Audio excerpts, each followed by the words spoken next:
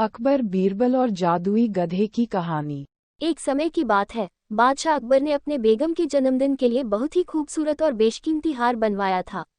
जब जन्मदिन आया तो बादशाह अकबर ने वह हार अपनी बेगम को तोहफे में दे दिया, जो उनकी बेगम को बहुत पसंद आया। अगली रात बेगम साहिबा ने वह हार गले से उतारकर एक संदूक में रख दिया। जब इस बात को कई दिन गुजर गए तो एक दिन बेगम साहिबा ने हार पहनने के लिए संदूक खोला, लेकिन हार कहीं नहीं मिला। इससे वह बहुत उदास हो गई और इस बारे में बादशाह अकबर को बताया। इस बारे में पता चलते ही बादशाह अकबर ने अपने सैनिकों को हार ढूंढने का आदेश दिया, लेकिन हार कहीं नहीं मिला। इससे अकबर को यकीन हो गया कि बेगम का हार चोरी हो गया है। फिर अकबर ने बीरबल को महल में आने के लिए बुलावा भेजा।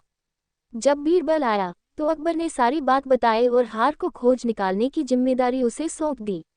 बीरबल ने समय व्यर्थ किए बिना ही राजमहल में काम करने वाले सभी लोगों को दरबार में आने के लिए संदेश भिजवाया। थोड़ी ही देर में दरबार लग गया। दरबार में अकबर और बेगम सहित सभी काम करने वाले हाजिर थे, लेकिन बीरबल दरबार में नहीं था। सभी बीरबल का इंतजार कर ही रहे थे कि तभी बीरबल एक गधा लेकर राज दरबार में पहुंच जाता है। देर से दरबार में आने के लिए बीरबल बादशाह अकबर से माफी मांगता है। सभी सोचने लगते हैं कि बीरबल गधे को लेकर राज दरबार में क्यों आया है। फिर बीरबल बताता है कि यह गधा उसका दोस्त है और उसके पास जादुई शक्ति है।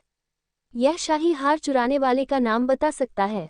इसके बाद बीरबल जादुई गधे को सबसे नजदीक वाले कमरे में ले जाकर बांध देता है और कहता है कि सभी एक एक करके कमरे में जाएं और गधे की पूंछ पकड़कर चिल्लाएं, जहां पनाह मैंने चोरी नहीं की है।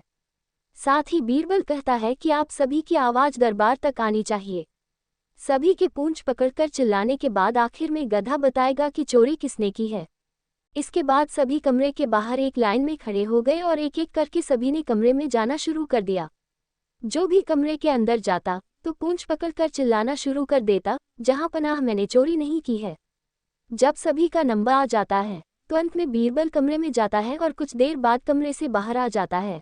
फिर बीरबल सभी काम करने वालों के पास जाकर उन्हें दोनों हाथ सामने करने को बोलता है और एक एक करके सभी के हाथ सूंघने लगता है। बीरबल की इस हरकत को देखकर सभी हैरान हो जाते हैं। ऐसे ही सूंघते सूंघते एक काम करने वाले का हाथ पकड़कर बीरबल जोर से बोलता है, जहां पनाह इसने चोरी की है। ये सुनकर अकबर बीरबल से कहते हैं, तुम इतने यकीन के साथ कैसे कह सकते हो कि चोरी इस सेवक ने ही की है? क्या तुम्हें जादुई गधे ने इसका नाम बताया है? तब बीरबल बोलता है, जहां पनाह ये गधा जादुई नहीं है, यह बाकी गधों की तरह साधारण ही है। बस मैंने इस गधे की पूंछ पर एक खास तरह का इत्र लगाया है। सभी सेवकों ने गधे की पूंछ को पकड़ा, बस इस चोर को छोड़कर, इसलिए इसके हाथ से इत्र की खुशबू नहीं आ रही है। फिर चोर को पकड़ लिया गया और उससे चोरी के सभी सामान के साथ ही बेगम का हार भी बरामद कर लिया गया।